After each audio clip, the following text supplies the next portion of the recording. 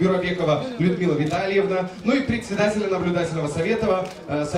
Қомақты қаржы құйылған цехтың лентасын екі мемлекеттің шенділері осылайша ашып берді.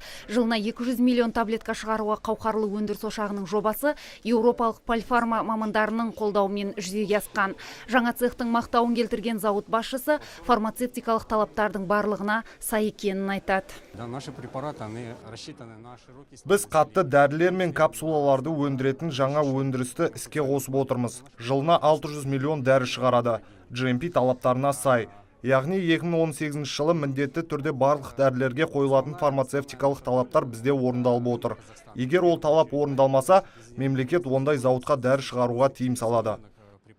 Фармацевттер дәрілердің бағасын аса қымбат болмайтынына уәде беріп отыр. Таблеткалар орталық Азияға экспортталғанмен, компания өз өнімдерінің 90%-ын ішкі нарыққа жібереді. Инвестиция және даму министрлігі осындай инвесторларды тарту бойынша арнайы бағдарлама құрған.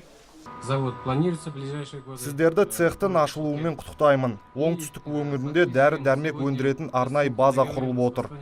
Жақында ғана елімізге инвесторларды тарту туралы ұлттық стратегия жаңа бағдарлама құрдық. Ол бағдарлама оң нәтижесін береді деп сенемін. Польша мемлекеті мен Оңтүстік Қазақстан облысы арасындағы жалпы тауар айналымы өткен жылы 13,3 миллион ақш долларын құраса, биыл жыл басынан бері 8,5 миллион долларды құраған. Ардақберден, Антон Семенов, Абзал Турабек, ТВК.